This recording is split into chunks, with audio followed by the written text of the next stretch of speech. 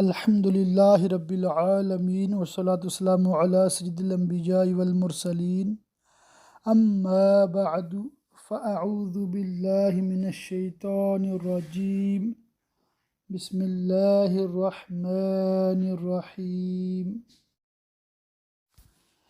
سبق نمبر 88 فقہ بہار شریعت جلد نمبر 3 حصہ 17 پارٹ ہے۔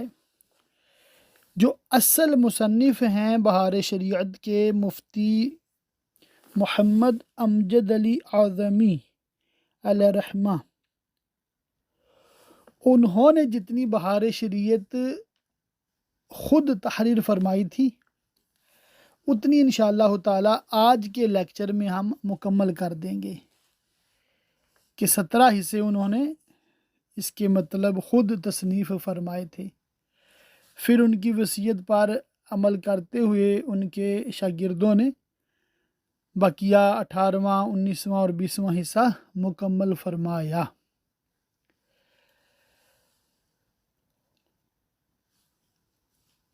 پچھلا جو لیکچر ہم نے پڑھا تھا اس میں رہن یعنی گروی شے رکھنا، اس کے حوالے سے احکام بیان کیے گئے تھے، تو اسی ٹاپک کو انشاءاللہ تعالی کنٹینیو کر کے آگے ہم کچھ پڑھتے ہیں۔ ٹاپک ہے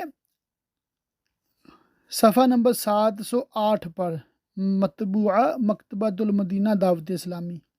اس کتاب کا لنک نیچے ڈسکرپشن میں دیا ہے، آپ وہاں سے ڈائریکٹ ڈاؤن لوڈ کر سکتے ہیں۔ شے مرہون کے مصارف کا بیان۔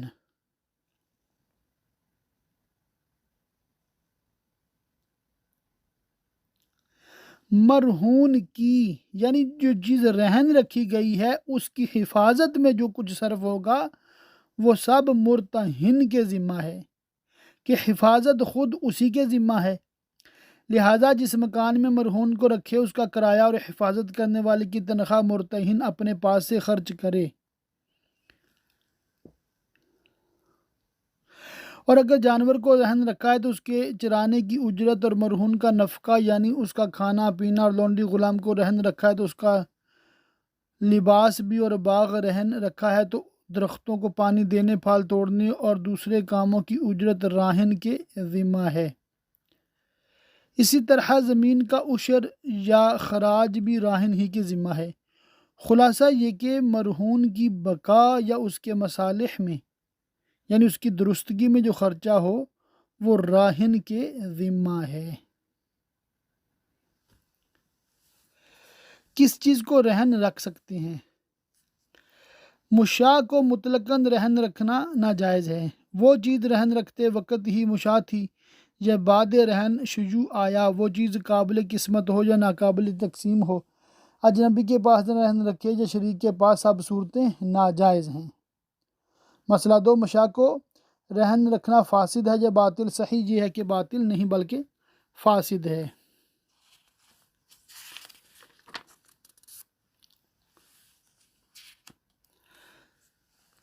فائدہ لکھا ہے کہ رہن فاسد و باطل میں فرق یہ ہے کہ باطل وہ ہے جس میں رہن کی حقیقت ہی نہ پائی جائے، کہ جس چیز کو رہن رکھا وہ مال ہی نہ ہو، یا جس کے مقابلے رکھا وہ مال مضمون نہ ہو، اور فاسد وہ ہے کہ رہن کی حقیقت پائی جائے مگر جواز کی شرطوں میں سے کوئی شرط مفقود ہو، یعنی کہ شرط پائی نہ جائے۔ جس طرح بیع میں فاسد و باطل کا فرق ہے یہاں بھی ہے۔ باطل کا مطلب کہ یہ کام ہوا ہی نہیں، فاسد کا مطلب اس میں کچھ شرط کی کمی ہے جس کی وجہ سے جائز نہ ہوا۔ اللہ اللہ، تو اس کو ہم یہیں تک رہنے دیتے ہیں۔ چند صفحات کے بعد صفحہ 715 پر مسئلہ نمبر 23 ہے، سونا، چاندی، روپیہ، اشرفی اور مکیل و موزون کو رہن رکھنا جائز ہے۔ پھر ان کو رہن رکھنے کی 2 صورتیں ہیں، دوسری جنس کے مقابل میں رہن رکھا یا خود اپنی ہی جنس کے مقابل میں رکھا۔ پہلی صورت میں یعنی غیر جنس کے مقابل میں اگر ہو، مثلاً کپڑے کے مقابلے روپیہ، اشرفی یا جو گیہوں کو رہن رکھا اور یہ مرہون ہلاک ہو جائے تو اس کی قیمت کا اعتبار ہوگا، اور اس صورت میں کھرے کھوٹے کا لحاظ ہوگا، یعنی اگر اس کی قیمت دین کی برابر یا زائد ہے تو دین وصول سمجھا جائے گا، اور اگر کچھ کمی ہے تو جو کمی ہے اتنی راہن سے لے سکتا ہے۔ اور اگر یہ دوسری صورت ہے، یعنی اپنی ہم جنس کے مقابل میں رہن ہے، چاندی کو روپیہ کے مقابل میں، یا سونے کو شرفی کے مقابل میں، یا گیہوں کو گیہوں کے مقابل رہن رکھا اور مرہون ہلاک ہو گیا، تو وزن و کیل یعنی ناپ کا اعتبار ہوگا، اور صورت میں کھرے کھوٹے کا اعتبار نہیں۔ مثلاً 100 روپے قرض لیے اور چاندی رہن رکھی، اور یہ ضائع ہوگی اور یہ چاندی 100 روپے بھر یا زائد تھی، تو دین وصول سمجھا جائے۔ یہ نہیں کہا جا سکتا کہ 100 روپے بھر چاندی کی مالیت 100 روپے سے کم ہے، اور 100 روپے بھر سے کچھ کمی ہے تو اتنی کمی وصول کر سکتا ہے۔ تو یہ بھی بالکل ایک کامن سینس مسئلہ ہے۔ آگے عنوان ہے باب یا وصی کا نابالغ کی چیز کو رہن رکھنا۔ اس کا کیا مسئلہ ہے؟ باپ کے ذمہ دین ہے یعنی قرضہ ہے، وہ اپنے نابالغ لڑکے کی چیز دائن کے پاس رہن رکھ سکتا ہے۔ اسی طرح وصی بھی نابالغ کی چیز کو اپنے دین کے مقابل میں رہن رکھ سکتا ہے۔ مسئلہ 2 ہے باپ یا وصی نے نابالغ کی چیز اپنے دائن کے پاس رکھی تھی، پھر اس دائن کو انہوں نے چیز بیچ ڈالنے کے لیے کہہ دیا، اس نے بیچ کر اپنا دین یعنی قرضہ وصول کر لیا، یہ بھی جائز ہے۔ نمبر 3، خود نابالغ لڑکے کا باپ کے ذمہ دین ہے، اس کے مقابل میں باپ نے اس کے پاس کوئی چیز رہن رکھ دی، یہ بھی جائز ہے، اور اس صورت میں اس چیز پر اس کا قبضہ نابالغ کی طرف سے ہوگا، اور اس کا عکس بھی جائز ہے، یعنی باپ کا بیٹے پر دین تھا اور اس کی چیز اپنے پاس رہن رکھ لیجیے، دونوں صورتیں وصی کے حق میں ناجائز ہیں کہ نہ اپنی چیز اس کے پاس رہن رکھ سکتا ہے، نہ اس کی اپنے پاس۔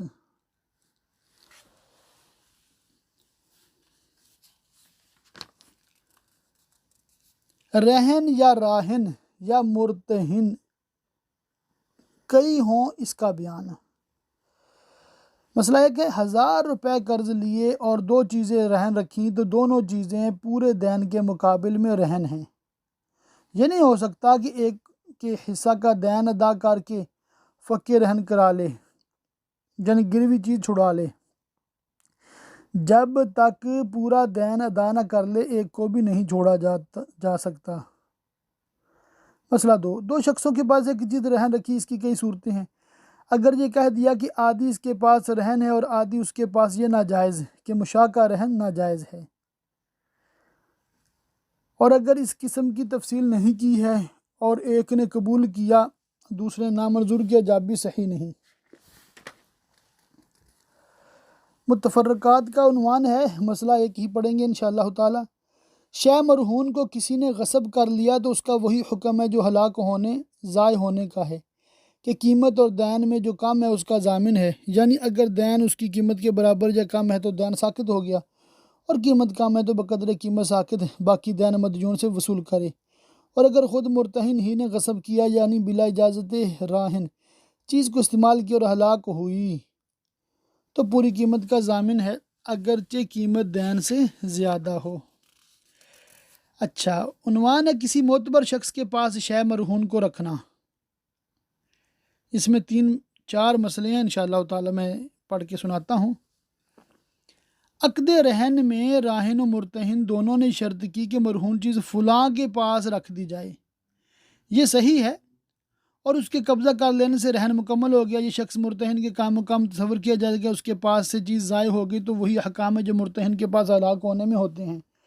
ایسے معتبر شخص کو عدل کہتے ہیں، کیونکہ راہن و مرتہن نے اسے عادل اور معتبر سمجھ رکھا ہے۔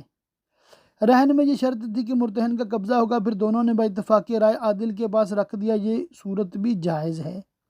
دین میعادی تھا، یعنی اس کی کوئی ڈیٹ فکس تھی، اور معتبر شخص کو یہ کہہ دیا تھا کہ جب میعاد پوری ہو جائے رہن کو بے کر ڈالے، یعنی بیچ ڈالے، اور میعاد پوری ہو گئی مگر ابھی تک چیز پر اس کا قبضہ ہی نہیں تو رہن باطل ہو گیا، مگر بے کی وکالت اس کے لیے بدستور باقی ہے، اب بھی بے یعنی بیچ سکتا ہے۔ مسئلہ 4، جب ایسی شخص کے پاس چیز رکھ دی گئی تو چیز کو نہ راہن لے سکتا ہے نہ مرتہن، دونوں میں سے کوئی بھی نہیں لے سکتا، اور اگر اس نے ان میں سے کسی کو دے دی تو اسے واپس لے کر اپنے پاس رکھے، اور اگر اس کے پاس تلف یعنی ضائع ہو گئی تو وہ خود ضامن ہو گیا، یعنی چیز کی قیمت اس سے تاوان میں لی جائے گی، یعنی راہن و مرتہن دونوں مل کر اس سے تاوان وصول کریں اور اس کو اسی کے پاس یا کسی دوسرے کے پاس بطور رہن رکھ دیں، یہ نہیں ہو سکتا کہ وہ شخص بطور خود قیمت کو اپنے پاس بطور رہن رکھ لے۔ تو یہ ایک مطلب بالکل کامن سینس چیز ہے کہ بعض اوقات بندہ کسی سے قرضہ لیتا ہے اور اس کے پاس اپنی چیز رہن نہیں رکھتا بلکہ کسی تیسرے بندے کے پاس رکھ دیتا ہے، تو ٹھیک ہے، کوئی مسئلہ نہیں ہے، جس پہ دونوں کا اعتبار ہے تو اس کو عادل مقرر کر سکتے ہیں۔ آگے عنوان ہے جی مرہون میں تصرف کا بیان۔ ایک مسئلہ، راہن نے مرہون کو بغیر اجازت مرتہن بے کر دیا یعنی بیچ دیا، تو یہ بے موقوف ہے۔ اگر مرتہن نے اجازت دے دی یا راہن نے مرتہن کا دین ادا کر دیا تو بے جائز و نافذ ہو گئی، اور پہلی صورت میں کہ مرتہن نے اجازت دے دی وہ ثمن رہن ہو جائے گا، ثمن مشتری سے وصول ہوا یا نہ ہوا دونوں کا ایک حکم ہے، اور اگر مرتہن نے اجازت نہیں دی تو اب بھی وہ بے نہ باطل ہوئی نہ مرتہن کے فسخ کرنے سے فسخ ہوگی، لہذا مشتری کو یعنی خریدنے والے کو اختیار ہے کہ فک رہن کا انتظار کرے، یعنی رہن کے چھوٹنے کا انتظار کرے۔ جب رہن چھوٹ جائے اپنی چیز لے لے، اور اگر انتظار نہ کرنا چاہے تو قاضی کے پاس معاملہ پیش کر دے، وہ بے کو فسخ کر دے، ڈیزالو کر دے، ڈیزولوشن آف بزنس کر دے۔ اچھا، بہت سارے مسائل میں چھوڑ رہا ہوں، آپ نوٹ کر رہے ہوں گے۔ کہنے کا یہ ہے کہ یہ ایسے مسائل ہیں کہ جو عام طور پہ ہمیں پیش نہیں آتے۔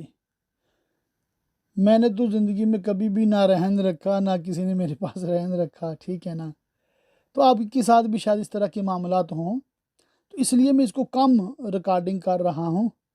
ہاں، جن کے ساتھ اس طرح کے معاملات ہوتے ہیں تو ان سے میری درخواست ہے کہ اس موضوع کو بالتفصیل پڑھیں، ٹھیک ہے، جہاں سے سمجھ نہ آئے اپنے قریبی کسی سنی حنفی بریلوی مفتی صاحب سے مزید رہنمائی لیں، بلکہ جو بڑی پارٹیاں ہیں، بزنس مین ہیں، بڑی بڑی چیزیں، لاکھوں کروڑوں کی چیزیں رہن رکھتے ہیں، بعض اوقات گروی رکھتے ہیں، کروڑوں کا لین دین ہوتا ہے، تو وہ لازمی کسی نہ کسی سنی حنفی بریلوی مفتی صاحب کے ساتھ ان ٹچ رہیں، اپنا بزنس اس کی شرعی تفتیش بھی کرائیں، اور اپنے جو معاملات ہیں آپس کے کاروباری وہ بھی شریعت کے مطابق کروائیں اور رزق حلال کمائیں۔ رہن میں جنایت کا بیان۔ جنایت کی کئی صورتیں ہیں۔ مرتہن مرہون پر جنایت کرے یعنی اس کو نقصان پہنچائے یا تلف کر دے یعنی ضائع کر دے، یا راہن مرہون پر جنایت کرے یا شے مرہون راہن پر یا مرتہن پر جنایت کرے، مرہون جنایت کرے۔ اس کی صورت یہ ہے کہ وہ لونڈی یا غلام ہے اور راہن یا مرتہن کی جان یا مال میں نقصان پہنچائے یا ہلاک کرے، اس کو ہم بیان کرنا نہیں چاہتے، صرف راہن یا مرتہن کی جنایت کو مختصر طور پر بتانا چاہتے ہیں۔ مسئلہ ایک ہے لونڈی غلام کا، اس لیے نہیں کہ آج کل پریکٹس نہیں ہے نا۔ راہن نے مرہون پر جنایت کی یعنی اس کو تلف کر دیا یا اس میں نقصان پہنچایا، اس کا وہی حکم ہے جو اجنبی کی جنایت کا ہے، یعنی اس کو تاوان دینا ہوگا۔ یہ نہیں سمجھا جائے گا کہ وہ تو خود ہی مرہون کا مالک ہے، اس پر تاوان کیسا، کیونکہ مرہون کے ساتھ مرتہن کا حق متعلق ہے اور یہ تاوان مرتہن کے پاس مرہون رہے گا، اور اگر اسی جنس کا ہے جس جنس کا دین ہے اور دین کی میعاد نہ ہو تو اپنا دین اس سے وصول کرے گا۔ چیز کا مالک تو ہے مگر ابھی چیز کیا مرتہن کے پاس ہے، تو یہ اگر ضائع کرے گا تو اس کا دینا پڑے گا تاوان۔ متفرقات میں ایک مسئلہ ہے، 10 روپے میں بکری رہن رکھی اور یہ بکری بھی 10 روپے قیمت کی ہے، پھر یہ بکری بلا ذبح کیے مر گئی اور اس کی کھال ایسی چیز سے دباغت کی یعنی صاف کر کے کسی رنگ سے رنگی جس کی کوئی قیمت نہیں، اور رہن کے دن کھال کی 1 روپیہ قیمت تھی تو 1 روپیہ میں رہن ہے، اور 2 روپے تھی تو 2 میں رہن ہے، اور بے میں یہ بات نہیں، بیچنے میں یہ بات نہیں، یعنی بکری مبیع ہوتی اور قبل قبضہ مر جاتی تو کھال پکا لینے کے بعد بھی اس کی بے صحیح نہیں رہتی، اور اگر بکری کی قیمت دین سے زیادہ ہے، مثلا 20 روپے قیمت کی ہے تو کھال 8 آنے میں رہن ہے، اور اگر قیمت کم ہے مثلا 10 دین یعنی قرض 10 روپے ہے اور بکری 5 ہی کی ہے تو کھال 6 روپے میں رہن ہے، مگر کھال تلف ہو جائے تو چونکہ وہ 1 روپیہ کی ہے، 1 ساقط ہوگا اور 5 روپے راہن سے وصول کرے گا، اور اگر کھال کو ایسی چیز سے پکایا ہے جس کی کوئی قیمت ہے تو مرتہن کو اس کھال کے روکنے کا حق حاصل ہے کہ جو کچھ دباغت سے زیادتی ہوئی ہے اسے جب تک وصول نہ کر لے راہن کو دینے سے انکار کر سکتا ہے۔ تو آپ اندازہ لگائیں کہ شریعت مطہرہ کیسے کیسے مسائل میں بالتفصیل ہماری رہنمائی کرتی ہے۔ رہن کے حوالے سے آخری مسئلہ ہے نمبر 26 ہے، جس دین کے مقابل میں یعنی قرض کے بدلے میں جن الفاظ پہ یہ نمبر لکھے ہوتے ہیں نا، جیسے اس پہ 13 تھا تو نیچے دیکھ لیا کریں حاشیہ میں اس کا کیا ترجمہ لکھا ہوا ہے۔ جس دین کے مقابل میں چیز رہن ہے جب تک وہ پورا وصول نہ ہو جائے، مرتہن یعنی جس کے پاس گروی رکھی ہے مرہون کو روک سکتا ہے، اور مرتہن کے اگر دیگر دیون یعنی قرضے بھی راہن کے ذمہ ہیں، رہن سے پہلے ہوں یا بعد کے، مگر ان کے مقابل میں یہ چیز رہن نہ ہو تو ان کے وصول کرنے کے لیے رہن کو روک نہیں سکتا۔ آگے عنوان ہے جی جنایات کا بیان ہے۔ یہاں سے اینڈ تک حصہ 17واں جو ہے یہ انہوں نے سارا جو ٹاپک ہے حصہ 18 کے شروع میں بھی لکھ دیا ہے، اور پھر اسی ٹاپک کو یعنی کہ مفتی محمد امجد علی اعظمی علیہ رحمہ کے شاگرد نے آگے پھر اس کو مکمل فرمایا ہے۔ تو یہ ہم 17ویں کا ہی اینڈ پڑھ رہے ہیں، مگر 18ویں کا بھی سٹارٹنگ میں یہ سارا کور ہو جائے گا۔ مسائل فقہیہ ہیں، حسب معمول ہم قرآنی آیات اور حدیث مبارکہ ریکارڈ نہیں کر رہے، اور وجہ آپ کو پتہ ہے کہ قرآنی آیات تفسیر میں پڑھتے ہیں اور حدیث ہم بخاری شریف میں تقریباً پڑھ لیتے ہیں۔ یہاں جنایت سے مراد وہ فعل ہے جس سے جان یا اعضاء کو نقصان پہنچایا جائے۔ اس کے حکام کا تعلق حکومت سے ہے کہ وہی ان کا نفاذ کرتی ہے۔ یہاں یعنی ہندوستان میں نہ اسلامی حکومت ہے نہ شریعت کے مطابق حکام جاری ہیں، حال تو پاکستان میں بھی یہی اور انگلینڈ میں ظاہر ہے ہی گوروں کی حکومت، لہٰذا اس کے مسائل بیان کرنے کی چندہ حاجت نہ تھی، مگر پھر بھی مسلمانوں کو شرعی احکام معلوم کرنا بے سود نہیں ہے، اس لحاظ سے کچھ مسائل بیان کیے جاتے ہیں۔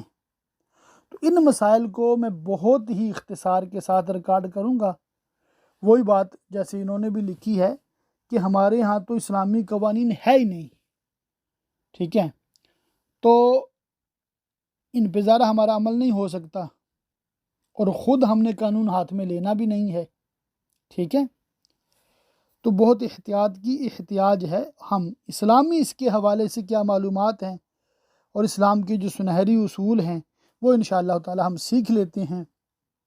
اور یاد رکھیے گا اسلام نے جو سخت سزائیں رکھی ہیں نا جرموں کی، دانت کے بدلے دانت، ناک کے بدلے ناک، قتل کے بدلے قتل، تو اس سے جو برائیاں ہیں بہت حد تک رک جاتی ہیں۔ آج ہم دیکھتے ہیں یوکے یورپ میں، مغربی دنیا میں جرموں کی جو سزائیں بہت سافٹ ہیں، بہت نرمی ہے، اتنی نرمی ہے، اور اسی وجہ سے ان کی پبلک کے دماغ میں گرمی ہے، بہت جرم ہوتے ہیں، ریپ کیسز بہت ہو رہے ہیں، چوریاں بہت ہو رہی ہیں، سٹیبنگ یعنی نائف کے ساتھ، چھری کے ساتھ، چاقو کے ساتھ مارنا بہت ہو رہا ہے، اور ڈرگ ڈیلنگ، توبہ توبہ، اتنی زیادہ چرس، منشیات،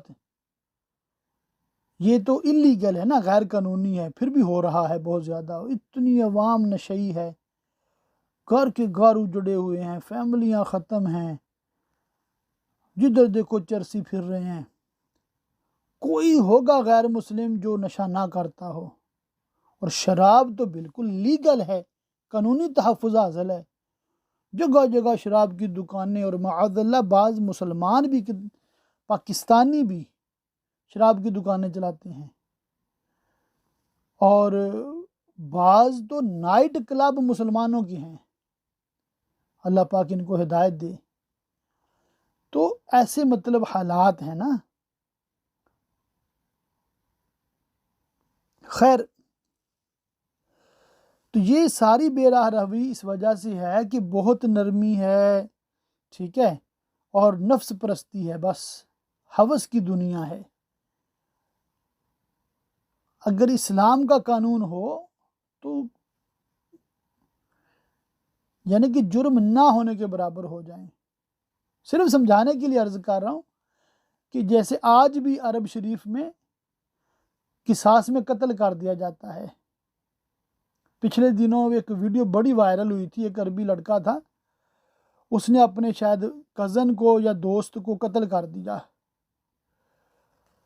تو اس کے جو قبیلے والے تھے نا، وہ دوسرے قبیلے کے پاس معافی مانگنے گئے کہ اگر تم لوگ معاف کر دو تو ہم صلح کر لیتے ہیں.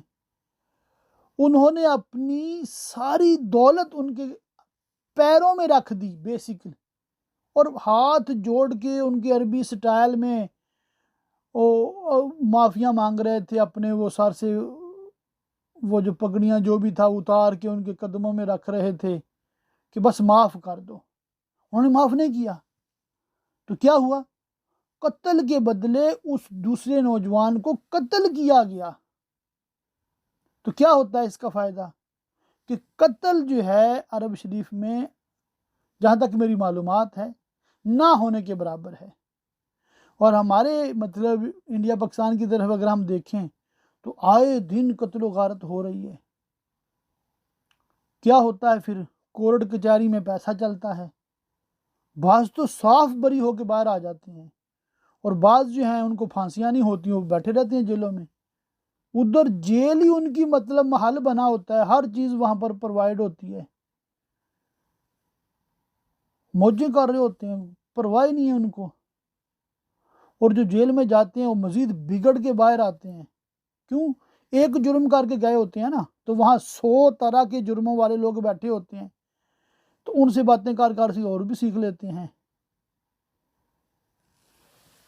اللہ اکبر. مسائل فقہیہ ہے. مسئلہ 1، قتل ناحق کی 5 صورتیں ہیں: قتل عمد، قتل شبہ عمد، قتل خطا، قائم مقام خطا، قتل بالسبب. قتل عمد یہ ہے کہ کسی دھاردار آلے سے قصدن قتل کرے. آگ سے جلا دینا بھی قتل عمد ہی ہے. قتل عمد کا حکم یہ ہے کہ ایسا شخص نہایت سخت گناہ گار ہے. کفر کے بعد تمام گناہوں میں سب سے بڑا گناہ قرآن مجید میں فرمایا جو کسی مومن کو قصدن قتل کرے اس کی سزا جہنم میں مدتوں رہنا ہے. ایسے شخص کی توبہ قبول ہوتی ہے یا نہیں، اس میں صحابہ کرام میں اختلاف ہے. صحیح یہ ہے کہ اس کی توبہ بھی قبول ہو سکتی ہے، اور صحیح یہ ہے کہ ایسے قاتل کی بھی مغفرت ہو سکتی ہے. اچھا، قتل عمد کی سزا دنیا میں فقط قصاص ہے، یعنی یہی متعین ہے. ہاں، اگر اولیاء مقتول معاف کر دیں یا قاتل سے مال لے کر مصالحت کر لیں تو یہ بھی ہو سکتا ہے، مگر بغیر مرضی قاتل اگر مال لینا چاہے تو نہیں ہو سکتا. اچھا،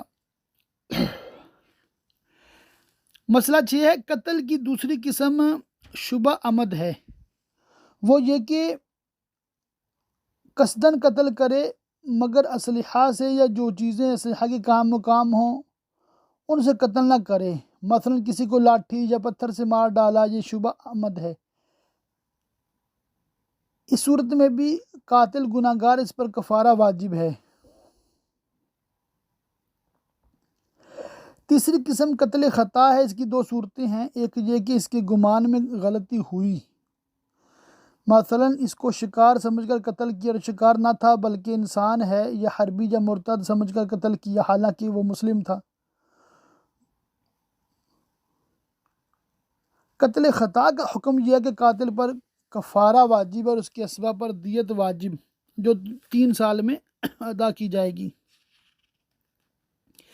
قتل خطا کی دونوں صورتوں میں اس کے ذمہ قتل کا گناہ نہیں ہے.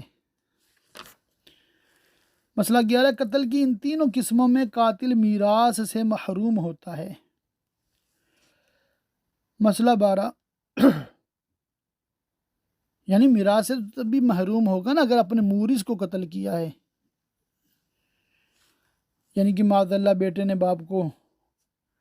مسئلہ 12، چوتھی قسم قائم مقام خطا، یعنی کوئی شخص ہوتے میں کسی پر گر پڑا اور یہ مر گیا، اسی طرح چھت سے کسی انسان پر گر گیا اور مر گیا۔ مسئلہ 13، پانچویں قسم قتل بالسبب، جیسے کسی شخص نے دوسرے کی ملک میں کنواں کھدوایا، پتھر رکھ دیا یا راستہ میں لکڑی رکھ دی، اور کوئی شخص کنویں میں گر کر یا پتھر اور لکڑی سے ٹھوکر کھا کر مر گیا۔ اس قتل کا سبب وہ شخص ہے جس نے کنواں کھودا تھا۔ اس صورت میں اس کے اسباب کے ذمہ دیت ہے۔ دیت کے حکام انشاءاللہ تعالیٰ آگے ہم پڑھیں گے۔ کہاں قصاص واجب ہوتا ہے، کہاں نہیں۔ قتل عمد میں قصاص واجب ہوتا ہے کہ ایسے کو قتل کیا جس کے خون کی محافظت ہمیشہ کے لیے ہو، جیسے مسلم یا ذمہ کہ اسلام نے ان کی حفاظت کا حکم دیا، بشرطے کہ قاتل مکلف ہو، یعنی عاقل بالغ ہو۔ مجنون یا نابالغ سے قصاص نہیں لیا جائے گا، بلکہ اگر قتل کے وقت عاقل تھا اور بعد میں مجنون ہو گیا، اگر قتل کے لیے ابھی تک حوالہ نہیں کیا گیا ہے، قصاص ساقط ہو جائے گا، اور اگر قصاص کا حکم ہو چکا اور قتل کرنے کے لیے دیا جا چکا ہے، اس کے بعد مجنون ہوا تو قصاص ساقط نہیں ہوگا۔ ان صورتوں میں بجائے قصاص اس پر دیت واجب ہوگی۔ پھر اس میں مزید تفصیلات ہیں جو ظاہر ہے ججز کے لیے، وکلاء کے لیے بہت فائدے والی چیزیں ہیں، مگر عام عوام کو اس سے عام طور پہ واسطہ نہیں پڑتا۔ مسئلہ نمبر 34، جس نے مسلمانوں پر تلوار کھینچی ایسے کو اس حالت میں قتل کر دینا واجب ہے، یعنی اس کے شر کو دفع کرنا واجب ہے، اگرچہ اس کے لیے قتل ہی کرنا پڑے۔ اسی طرح اگر ایک شخص پر تلوار کھینچی تو اسے بھی قتل کرنے میں کوئی حرج نہیں، خواہ وہی شخص قتل کرے جس پر تلوار اٹھائی یا دوسرا شخص۔ اسی طرح اگر رات کے وقت شہر میں لاٹھی سے حملہ کیا یا شہر سے باہر دن یا رات کسی وقت میں حملہ کیا اور کسی نے اس کو مار ڈالا تو اس کے ذمہ کچھ نہیں، مگر یہ اسلامی ریاست میں ایسا ہو جائے گا کہ اس طرح مطلب مسلمانوں کی حفاظت کے لیے کسی کو قتل کر دیا تو بچت ہو سکتی ہے، مگر غیر مسلم حکومتوں میں اگر اس طرح کریں گے آپ تو آپ کو سزا ہو سکتی ہے۔ مسئلہ 40، ولی مقتول نے معاف کر دیا یہ صلح سے افضل ہے۔ ولی مقتول نے، یعنی مقتول کا جو ولی ہے، جو سرپرست ہے، اس نے معاف کر دیا، یہ صلح سے افضل ہے، اور صلح قصاص سے افضل ہے، اور معاف کرنے کی صورت میں قاتل سے دنیا میں مطالبہ نہیں ہو سکتا ہے، نہ اب قصاص لیا جا سکتا ہے، نہ دیت لی جا سکتی ہے۔ رہا مواخذہ اخروی، اس سے بری نہیں ہوا، کیونکہ قتل ناحق میں 3 حق اس کے ساتھ متعلق ہیں، ایک حق اللہ، دوسرا حق مقتول، تیسرا حق ولی۔ ولی کو اپنا حق معاف کرنے کا اختیار تھا، سو اس نے معاف کر دیا، مگر حق اللہ اور حق مقتول بدستور باقی ہیں، ولی کے معاف کرنے سے وہ معاف نہیں ہوئے۔ ایک اور مسئلہ ہے 41 نمبر، مجروح یعنی زخمی جو ہے اس کا معاف کرنا صحیح ہے، معاف کرنے کے بعد مر گیا تو اب ولی کو قصاص لینے کا اختیار نہیں رہا۔ 42، قاتل کی توبہ صحیح نہیں جب تک وہ اپنے کو قصاص کے لیے پیش نہ کر دے، یعنی اولیاء مقتول کو جس طرح ہو سکے راضی کرے، خواہ وہ قصاص لے کر راضی ہوں یا کچھ لے کر مصالحت کریں یا بغیر کچھ لیے معاف کر دیں۔ اب وہ دنیا میں بری ہو گیا اور معصیت پر اقدام کرنے کا جرم و ظلم یہ توبہ سے معاف ہو جائے گا۔ آگے عنوان ہے اطراف میں قصاص کا بیان۔ نمبر 1، اعضاء میں قصاص وہیں ہوگا جہاں مماثلت کی رعایت کی جا سکے، یعنی جتنا اس نے کیا اتنا ہی کیا جائے، یہ احتمال نہ ہو کہ اس سے زیادتی ہو جائے گی۔ مثال ہے، ہاتھ کو جوڑ پر سے کاٹ لیا ہے، اس کا قصاص لیا جائے گا، جس جوڑ پر سے کاٹا ہے اسی جوڑ سے اس کا بھی ہاتھ کاٹ لیا جائے۔ اس میں یہ نہیں دیکھا جائے گا کہ اس کا ہاتھ چھوٹا تھا اور اس کا ہاتھ بڑا ہے، کہ ہاتھ دونوں یکساں ہیں۔ کلائی یا پنڈلی درمیان میں سے کاٹ دی، یعنی جوڑ پر سے نہیں کاٹی بلکہ آدھی یا کم و بیش کاٹ دی، اس میں قصاص نہیں کی جہاں مماثلت ممکن نہیں۔ اس طرح ناک کی ہڈی کل یا اس میں سے کچھ کاٹ دی، جہاں بھی قصاص نہیں۔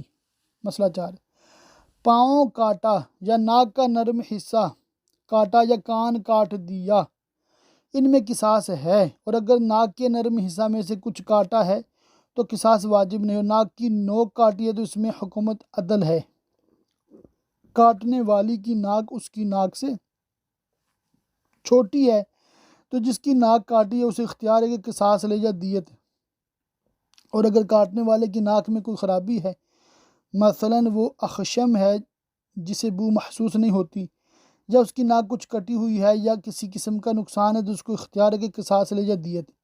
مسئلہ 5 اور آخری، کان کاٹنے میں قصاص اس وقت ہے کہ پورا کاٹ لیا ہو یا اتنا کاٹا ہو جس کی کوئی حد ہو تاکہ اتنا ہی اس کا کان بھی کاٹا جائے، اور اگر یہ دونوں باتیں نہ ہو تو قصاص نہیں کہ مماثلت ممکن نہیں۔ کاٹنے والے کا کان چھوٹا ہے اور اس کا بڑا تھا، یا کاٹنے والے کے کان میں چھید ہے یا پھٹا ہوا ہے اور اس کا کان سالم تھا، تو اسے اختیار ہے کہ قصاص لے یا دیت۔ یہ وہ مسئلہ ہے جہاں پر ابو العلا محمد امجد علی اعظمی رحمۃ اللہ تعالی علیہ نے بہار شریعت کو مکمل کیا، پھر انہوں نے اپنے شاگردوں سے وصیت فرمائی اور انہوں نے پھر اللہ کی رحمت سے اس کو آگے مکمل کیا۔ تو یوں ہم نے یہ حصہ جو 18واں ہے بہار شریعت کا، صفحہ نمبر 789 789 تک ہم نے یہ پڑھ لیا ہے۔ اللہ تعالیٰ کی بارگاہ میں دعا ہے کہ اللہ پاک ہمیں خوب علم دین سیکھنے، سمجھنے، یاد رکھنے، عمل کرنے اور دوسروں تک پہنچاتے رہنے کی توفیق رفیق مرحمت فرمائے، آمین بجاہ النبی الامین وصلی اللہ تعالی علیہ وآلہ وصحبہ وبارک وسلم۔